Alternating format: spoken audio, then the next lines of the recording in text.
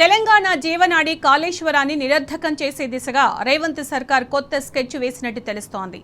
Medigadda barrage కేంద్రంగా అనూహ్య పరిణామాలు చోటు చేసుకుంటున్నాయి. మేడిగడ్డ బరాజ్ దగ్గర చెక్ పోస్ట్ మాయమైంది. బరాజ్కి ఇరువైపులా సెక్యూరిటీ అన్నదే లేకుండా పోయింది. 2 వీలర్లు మొదలుకొని హెవీ వెహికల్స్ దాకా అన్ని రకాల వాహనాలు యథేచ్ఛగా బరాజ్పై రాకపోకలు సాగిస్తున్నాయి. పిల్లర్లు కుంగిపోయిన బరాజ్పై వాహనాల రాకపోకలు అనుమతించడం, సెక్యూరిటీ లేకుండా చేయడం వెనుక పలు అనుమానాలు తలెత్తుతున్నాయి.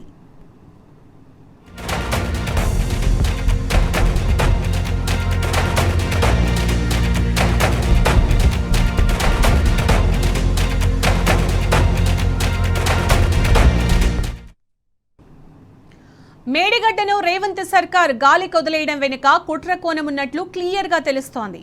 కాళేశ్వరం ప్రాజెక్టును నిరర్ధకంగా మార్చాలని రేవంత్ సర్కార్ కంకణం కట్టుకున్నట్టు తెలుస్తోంది. ఇందుకోసం మేడిగడ్డపై కుట్రల పరంపరను కొనసాగిస్తోంది. 2023లో పిల్లర్లు కుంగిన తరువాత మేడిగడ్డపై వాహనాల రాకపోకలు నిలిచిపోయాయి. అయితే ఇప్పుడు ఉన్నట్టుండి అక్కడ సెక్యూరిటీని రేవంత్ సర్కార్ ఎత్తేసింది. ఫలితంగా బరాజు పైనుంచి వాహన రాకపోకలు యథేచ్ఛగా సాగుతున్నాయి. ఇలాగే కొనసాగితే పిల్లర్లపై ఒత్తిడి పడి బరాజు కొట్టుకుపోయే ప్రమాదముందని నిపుణులు హెచ్చరిస్తున్నారు. మరి రేవంత్ సర్కారు మేడిగడ్డను కూల్చడం కోసమే ఇదంతా చేస్తుందా అనే అనుమానాలు కలుగుతున్నాయి.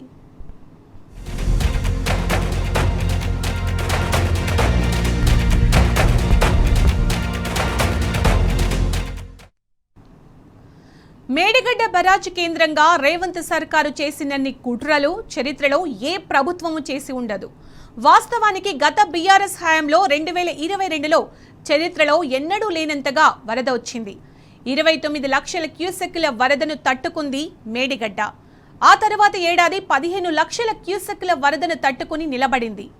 భూమి పొరల్లో జరిగిన కదలిక వల్ల 2 పిల్లర్లు కుంగిపోవడంతో దానిపై రేవంత్ రెడ్డి ఆయనకో గోబెల్స్ ప్రచారం చేసింది.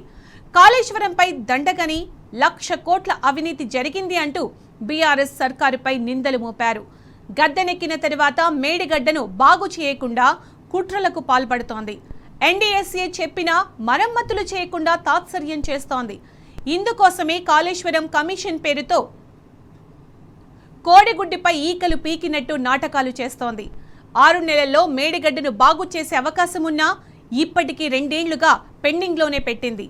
తాజాగా మరో అడుగు ముందుకేసి మేడిగడ్డపై కొత్త కుట్రలకు తెరలేపింది.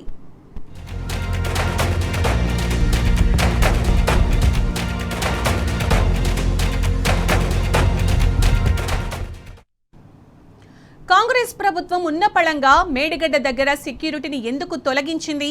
వాహనాల రాకపోకలకు ఎందుకు అనుమతిచ్చింది? ప్రభుత్వం తీసుకున్న నిర్ణయం ఇరిగేషన్ శాఖ అధికారులను నిజంగానే తెలియదా? అసలు మేడిగడ్డ బరాజు కేంద్రంగా ఏం జరుగుతోంది? మా ప్రతినిధి వేణుగోపాలరావు మరిన్ని వివరాలు అందిస్తారు.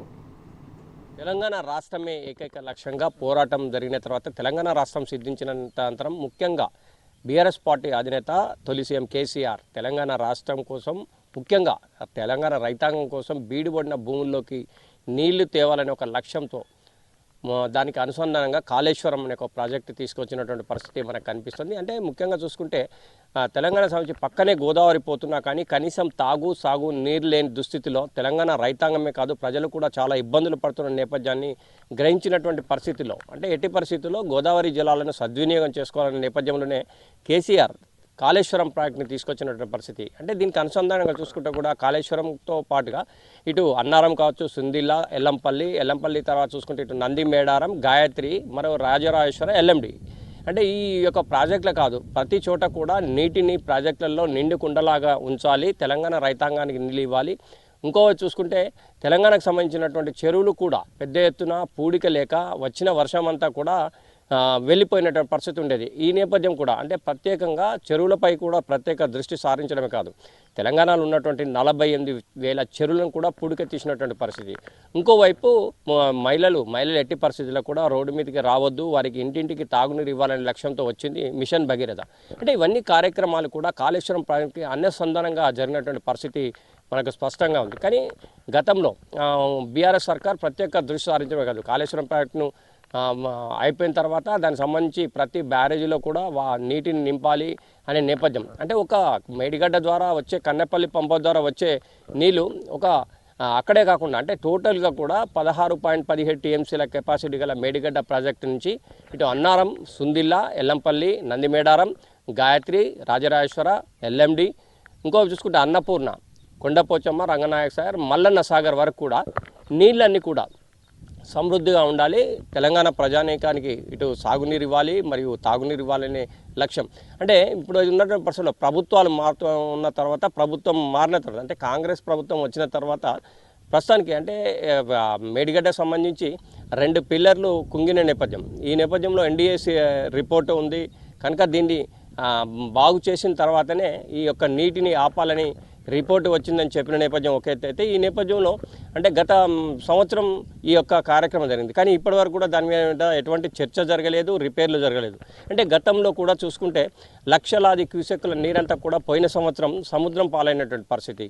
అంటే ఈ నేపథ్యంలోనే BRS party working president KTR కూడా ఇప్పుడున్న పరిస్థితిలో ఏ విధంగానైనా తెలంగాణ రైతాంగానికి కాంగ్రెస్ ప్రభుత్వం నీళ్ళు ఇవ్వచ్చు, కానీ కావాలని చేయట్లేదని చెప్పి కూడా ఒక పెద్ద ఎత్తున రైతాంగాన్ని తీసుకొని ఇటు కాళేశ్వరం ప్రాజెక్టు మేడిగడ్డకు సందర్శించినటువంటి పరిస్థితి, మరోవైపు అల్టిమేటం కూడా ఇచ్చినటువంటి పరిస్థితి. ఎట్టి పరిస్థితుల్లో మీరు కనుక కన్నెపల్లి పంప్ హౌస్ ద్వారా నీళ్ళు ఇవ్వకుంటే మాత్రం తెలంగాణ రైతాంగం 50,000 మందితో వెళ్ళి మేమే కన్నెపల్లి పంప్ హౌస్ను ఓపెన్ చేస్తామని చెప్పి అల్టిమేటం ఇచ్చినటువంటి పరిస్థితి. అంటే గతంలో చూసుకుంటే లక్షల క్యూసెక్ల నీరంతా కూడా సముద్రం పాలైనటువంటి పరిస్థితి. అంటే తెలంగాణ రాష్ట్ర సాధనే నీళ్ళ నేపథ్యం. నీళ్లు అంటే ఈ సమైక్య రాష్ట్రంలోనే గోదావరి పక్కనే ఉన్నా కూడా కనీసం సాగు నీరు లేని దుస్థితి నేపథ్యంలో ఎట్టి పరిస్థితుల్లో గోదావరి జలాలను ప్రతి నీటి చుక్కను ఒడిసిపట్టుకోవాలి, తెలంగాణ బీడు భూములకు మళ్లించాలి, సాగు నీరు ఇవ్వాలనే లక్ష్యం. అంటే ఇప్పుడున్న పరిస్థితుల్లో 2 పిల్లలు కుంగిన తర్వాత ప్రస్తుతం అయితే సేమ్ సమైక్య రాష్ట్రంలో ఉన్నటువంటి పరిస్థితే మళ్ళీ వచ్చిందని చెప్పి రైతాంగం అయితే చాలా తీవ్ర మనోవేదన చెందుతున్నటువంటి నేపథ్యం అయితే మనకు కనిపిస్తోంది. అంటే ఏదేమైనా కానీ ముఖ్యంగా గతంలో చూసుకుంటే ఇటు కాళేశ్వరం సంబంధించి ప్రాణహిత గోదావరి పెద్ద ఎత్తున ఇటు మహారాష్ట్ర నుంచి వస్తున్నటువంటి నీరంతా కూడా సముద్రంలో పాలైనటువంటి పరిస్థితి. అంటే పోయిన సంవత్సరం అయితే ఏ విధంగా అయితే లక్షలాది క్యూసెక్ల నీరు పోయిందో మళ్ళీ ఈ సంవత్సరం కూడా అదే విధంగా పోతుందా అని చెప్పి ఇటు ప్రజానికం కావచ్చు, ఇటు రైతాంగం కావచ్చు తీవ్ర మనోవేదన వ్యక్తం చేస్తున్న పరిస్థితి కనిపిస్తుంది. ఎందుకంటే ఈసారి కూడా ఒకవేళ కనుక భారీ ఎత్తున వర్షాలు పడితే మాత్రం ఇటు మేడిగడ్డ దగ్గర లక్షల క్యూసెక్ల నీరు కూడా మళ్ళీ సముద్రంలో కలిసే అవకాశం ఉంటుంది. అంటే సమైక్య రాష్ట్రంలో ఉన్న పరిస్థితి మళ్ళొకసారి పునరావృతం అవుతుందా అని ఆవేదన చెందుతున్న నేపథ్యం మనకు కనిపిస్తుంది. అంటే ఏదేమైనా కానీ ముఖ్యంగా బ్యారేజ్ విషయంలో ఎన్డీఏసీ రిపోర్టు ద్వారా దాన్ని అనుకరించి మరి దాన్ని రిపేర్లు చేసినట్టయితే మరొకసారి దానికి సంబంధించి ప్రత్యేక దృష్టి సారించినట్టే ఈ పరిస్థితి ఉండేది కాదని చెప్పి తెలంగాణ రైతాంగం చెప్తున్న పరిస్థితి అయితే కనిపిస్తుంది. అంటే ఇప్పుడున్న పరిస్థితిలో ప్రస్తుతానికైతే బ్యారేజ్ సంబంధించి చూసుకుంటే ఈ రోజు వరకు అయితే 1,10,000 క్యూసెక్ల నీరు అయితే వస్తున్నటువంటి పరిస్థితి. అంటే ఇవాళ 1,10,000 క్యూసెక్ల నీరు ఈరోజు వస్తున్న నేపథ్యం ఒకైతే ఇంకా 4-5 రోజులు వర్షాలు కనుక భారీగా పడినట్టయితే లక్షలాది క్యూసెక్ల నీరు కూడా మళ్ళొకసారి సముద్రం పాలయ్యే అవకాశం మనకు కనిపిస్తుంది. కనుక ఎట్టి పరిస్థితుల్లో దీనిపై ప్రత్యేక చర్య తీసుకొని కరకట్ట ద్వారా నిర్మాణం చేసి కన్నెపల్లి పంప్ హౌస్ ద్వారా నీళ్లు అంటే తీసుకొచ్చి ఇటు బ్యారేజీలు నింపడమా, లేకుంటే దానికి అనుసంధానంగా ఏ విధమైనటువంటి చర్యలు తీసుకోవాలో అది తీసుకుంటే బాగుంటుంది. లేకుంటే మాత్రం ఈ నీళ్ళన్నీ కూడా సముద్రంలో కలుస్తాయని చెప్పి ఇటు పెద్ద ఎత్తున రైతాంగం అయితే తీవ్ర మనోవేదన వ్యక్తం చేసినటువంటి పరిస్థితి కనిపిస్తుంది. ఇంకోవైపు హరీష్ రావు కూడా దీనిపై కామెంట్ చేసినటువంటి పరిస్థితి. మీరు కనుక ఎట్టి పరిస్థితుల్లో కన్నెపల్లి పంప్ హౌస్ కనుక త్వరితగతిన ఏర్పాటు అంటే పంపులను ఆన్ చేయకపోతే మేమే వెళ్లాల్సి వస్తుంది, అవసరం అనుకుంటే లక్షలాది మంది రైతాంగాన్ని తీసుకెళ్ళి మేమే ప్రారంభిస్తామని చెప్పి కూడా అల్టిమేటం ఇచ్చినటువంటి పరిస్థితి. అంటే మొత్తం మీదనైతే ఇప్పుడు ఉన్నటువంటి పరిస్థితిలో బీఆర్ఎస్ పార్టీ చెప్తున్నది ఏంటంటే ఈ విధంగా అంటే ఒక చిన్న సాకుతో బ్యారేజీని పండబెట్టడం ఎంతవరకు సమంజసం? తెలంగాణ రైతాంగానికి నీళ్ళు ఇవ్వని నేపథ్యంలో తెలంగాణ రైతాంగం అంతా కూడా తీవ్ర మనోవేదన ఉన్నటువంటి పరిస్థితి. అంటే బ్యారేజీల నిర్మాణం జరిగింది, దానికి అనుసంధానంగా పెద్ద ఎత్తున ఎన్నో కాలువలు ఉన్నాయి, ఎన్నో బ్యారేజీలు ఉన్నాయి, ఎన్నెన్నో దానికి లింక్ అయి ఉన్నటువంటి పరిస్థితి. అంటే తెలంగాణ సంబంధించిన ప్రతి దానికి కూడా కాళేశ్వరం బ్యారేజ్తో అనుసంధానం ఉంది కనుక దీన్ని తప్పనిసరిగా రిపేర్లు చేయాలి, తెలంగాణ రైతాంగం నీళ్ళు ఇవ్వాలి, లేకుంటే మాత్రం మేము దీనిపై చర్య తీసుకుంటామని చెప్తున్న నేపథ్యం అయితే కనిపిస్తుంది. అంటే ఏదేమైనా కానీ రాజకీయాలకు అతీతంగా దీన్ని త్వరితగతిన బాగు చేస్తే బాగుండేదని చెప్పి ఇటు రైతాంగం ప్రజానికం చెప్తున్న నేపథ్యం అయితే మనకు కనిపిస్తుంది. అంటే ఈ రోజు మాత్రం 1,10,000 క్యూసెక్కులు ఈ రోజు వస్తుంది. ఇంకా 4-5 రోజులు అయితే మాత్రం లక్షల క్యూసెక్కుల నీరు మరొకసారి సముద్రం పాలే అవకాశం ఉంటుంది. కనుక ప్రభుత్వం దీనిపై వెంటనే చర్య తీసుకోవాలని చెప్పి కూడా మంతని మాజీ ఎమ్మెల్యే పుట్టమ్మది కూడా చెప్పినటువంటి పరిస్థితి.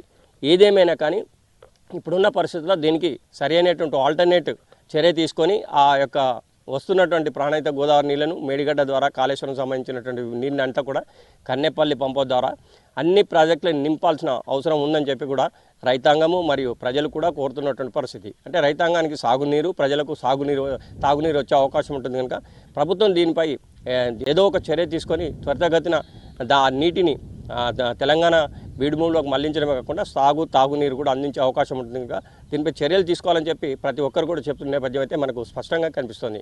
కెమెరా పర్సన్ సుధాకర్తో వేణుగోపాలరావు, టీ న్యూస్, ఉమ్మడి కరీంనగర్ జిల్లా.